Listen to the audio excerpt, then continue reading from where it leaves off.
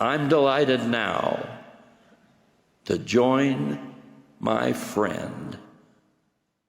Just 2 years after losing his beloved wife of 60 years, one of the most influential religious leaders in America has died. Jeffrey R.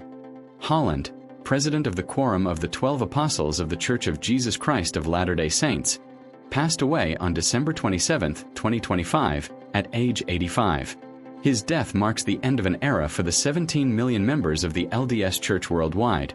But his story is far more complex than many realize.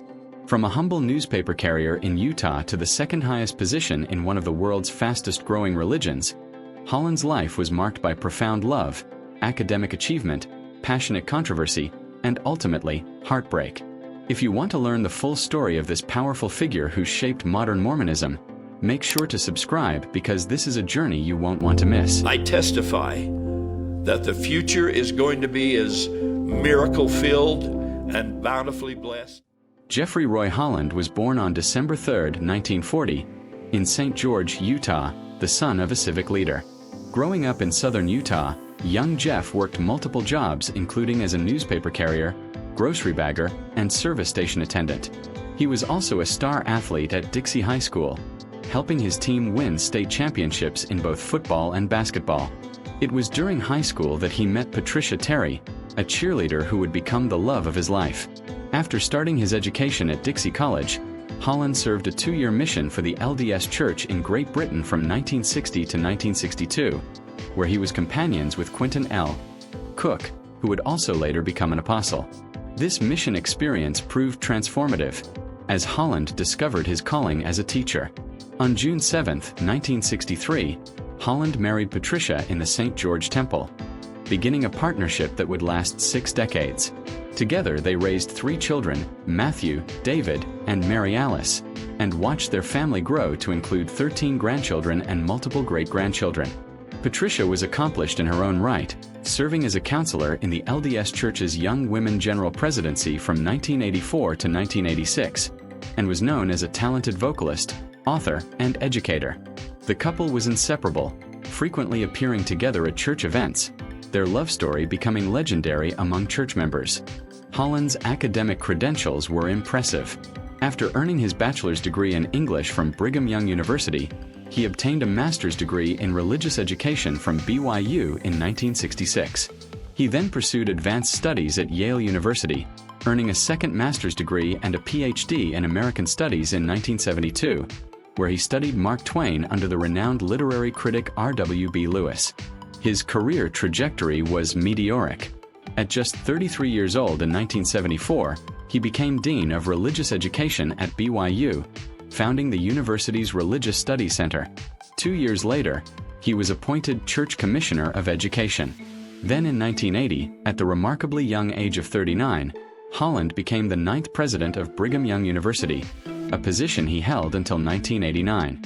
During his presidency, he led a massive $100 million fundraising campaign, established the Jerusalem Center for Near Eastern Studies, which opened in 1989, and witnessed BYU win the 1984 National Football Championship. In 1989, Holland's life took a dramatic turn when he was called as a General Authority 70, and just 5 years later in 1994, he was ordained as an apostle in the Quorum of the 12, one of the highest positions in the LDS Church. He served in this capacity for nearly 3 decades, becoming known for his eloquent and passionate speaking style.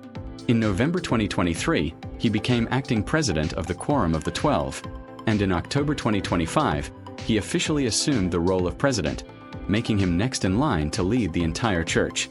But tragedy struck Holland's personal life in July 2023 when Patricia died at age 81 from respiratory complications, including lingering effects from COVID-19. Holland was devastated, publicly describing himself as broken-hearted and lonely. The man who had shared every major milestone with his wife for 60 years was suddenly alone. He would survive her by only 2.5 years. Holland's own health had been declining. He suffered from neuropathy and kidney disease that required routine dialysis. He was hospitalized during Christmas 2025 for treatment related to ongoing health complications. On Saturday, December 27, 2025, at approximately 3:15 in the morning Mountain Standard Time, Jeffrey R. Holland died from complications associated with kidney disease, surrounded by his family.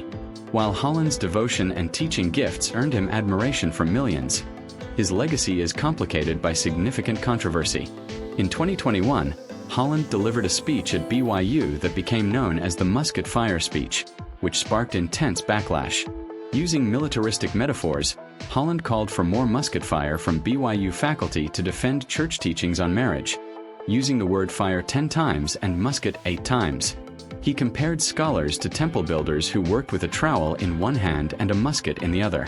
He made pointed references to LGBTQ pride events, mentioning flag waving and parade holding. The speech drew widespread condemnation from LGBTQ advocates and students, with critics saying Holland had framed queer visibility itself as disruptive. Current BYU students reported feeling unsafe and scared after hearing the violent metaphors. The speech was later made required reading for BYU freshmen in 2024, prompting LGBTQ students to describe it as inciting violence and hatred. While Holland acknowledged the pain caused by his remarks in 2024, he never issued a formal apology. Regarding his wealth, exact figures for LDS Church leaders are not publicly disclosed, but estimates suggest Holland's net worth ranged between $3 and $20 million, accumulated through his BYU presidency salary, book royalties, speaking engagements, and his compensation as a church leader, which reportedly ranges between $100,000 and $200,000 annually for senior apostles. Jeffrey R. Holland's death closes a chapter in Mormon history, leaving behind a complicated legacy of devoted service, powerful teaching, deep personal love, and painful controversy that will be debated for years to come. Because this is the work of Almighty God. This is the church.